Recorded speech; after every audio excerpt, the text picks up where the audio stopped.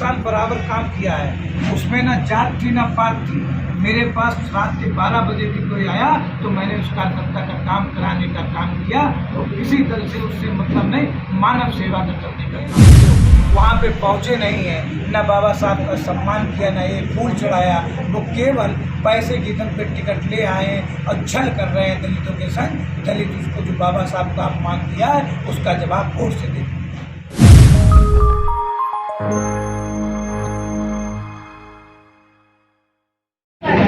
नगर निकाय चुनाव की तैयारी में सारे प्रत्याशी जुटे हुए हैं। नगर पालिका कन्नौज की अगर बात की जाए तो यहाँ भी सारे प्रत्याशी पूरी दमखम के साथ अपनी तैयारियों में जुटे हुए दिखाई दे रहे हैं। इस समय हम मौजूद हैं पवन पांडे के कार्यालय में। आप देख सकते हैं इन्हें जो है निर्दलीय प्रत्याशी के रूप में ये चुनावी मैदान में उतरे हुए हैं। आप देख सकते हैं इनके कैंप कार्यालय की हम तस्वीरें दिखाएंगे कि समर्थकों में कितना जो है ऊर्जा भरी हुई है और लगातार ये लोग जमीन पर उतरकर मेहनत कर रहे हैं। ये वही पवन पांडे हैं जो जनता के बीच में आज से पिछले अगर वर्ष की बात की जाए कोरोना काल की, तो कोरोना काल में इन्होंने काफ़ी जो है गरीबों और मजलूमों के घर तक राशन पहुंचाने का काम किया था। और यही वजह है कि इनको जो है नगर निकाय चुनाव लड़ने के लिए जनता ने मजबूर किया है। आखिर क्या है इनके मुद्दे, ये जानने की कोशिश करेंगे हम सीधे पवन पांडे से। हालांकि प्रत्याशी के रूप में आकांक्षा पांडे जो है जनता के बीच में लगातार जनसंपर्क साधे हुए हैं, और हम बात करेंगे उनके प्रतिनिधि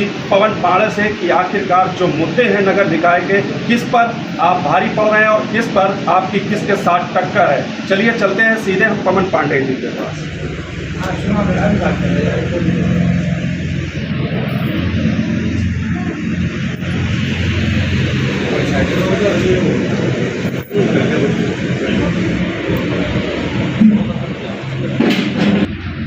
पहले अब कैमरामैन से कहेंगे कैंप कार्यालय की तस्वीरें दिखा दें, जहां पर जो है सैकड़ों कार्यकर्ता लगातार जो है ऊर्जा के साथ में मेहनत कर रहे हैं पवन पांडे के लिए। आप तस्वीरों में देख सकते हैं कि पीली टोपी के साथ और शायद गले में मफरल भी टंगे हुए हैं, और हमारे साथ मौजूद हैं बातचीत करने के लिए पवन पांडे जी। पवन पांडे जी, बहुत बहुत स्वागत है हमारे कार्यक्रम में। पहले तो आपके माध्यम से जो हमारे जनता है हमको सुन रही, उनको हाथ जोड़ना मेरा काम। सर, चुनावी मैदान में आप उतरे हुए हैं, लगातार जो है जमीन पर उतरकर आप मेहनत कर रहे हैं, क्या मुद्दे लेकर जा रहे हैं जनता के बीच? देखिए, हम लोग जो उतरे हुए हैं सभी लोग कन्नौज की जो समस्याएं हैं, उन समस्याओं को जो 5 साल में निरंतर जनता के बीच में रह के काम किया है उनके लिए जा रहे हैं। और सड़क, पानी और लाइट, इनकी व्यवस्थाओं को सचल रूप से करूंगा। और मेरे मुख्य मुद्दे 2 हैं। एक, चैरियट के थ्रू अस्पताल का निर्माण करना, जिससे जो मेरा गरीब व्यक्ति आखिरी पंक्ति पे है वो काफ़ी परेशान होता है, उसको परेशानी की आवश्यकता नहीं होगी। नगर पालिका द्वारा उसको चैरियट का एक अस्पताल भी दिया जाएगा, और महीने में एक बार जो मलिन बस्ती है उसमें मेरा एक कैंप भी लगा करेगा। दलित वोट देखा जाए तो कहीं ना कहीं दूसरा प्रत्याशी जो बसपा ने कैंडिडेट उतारा है, उनकी तरफ भी जनता का कहना है कि कहीं ना कहीं ज़्यादा आंकड़ा दे रहा है। आपके पास दलित वोट कितना जुड़ा हुआ है? देखिए, जो जनता का दलित वोट है वो हमें काफ़ी इसमें प्यार कर रहा है, और दलित वोट कहीं बेकामी में जाने वाला नहीं है। क्योंकि आप देखिएगा 14 जो तारीख थी उसमें बाबा भीमराव साहब का अम्बेडकर का था जन्मदिन था, लेकिन एक भी लोग वहाँ पे पहुँचे नहीं हैं, न बाबा साहब का सम्मान किया, न एक फूल चढ़ाया। वो केवल पैसे की दम पे टिकट ले आए हैं और छल कर रहे हैं दलितों के संग। दलित उसको जो बाबा साहब का अपमान किया है उसका जवाब वोट से दे। क्या लगता है कि आप जो है हर समाज का वोट आपको प्राप्त हो रहा है नगर पालिका परिषद में? देखिए, हर समाज का वोट प्राप्त भी हो रहा है। हम लोगों ने जो 5 साल बराबर काम किया है उसमें न जात थी न पात थी। मेरे पास रात के 12 बजे भी कोई आया तो मैंने उस कार्यकर्ता का काम कराने का काम किया, और किसी दल से उससे मतलब नहीं, मानव सेवा का करने का काम किया।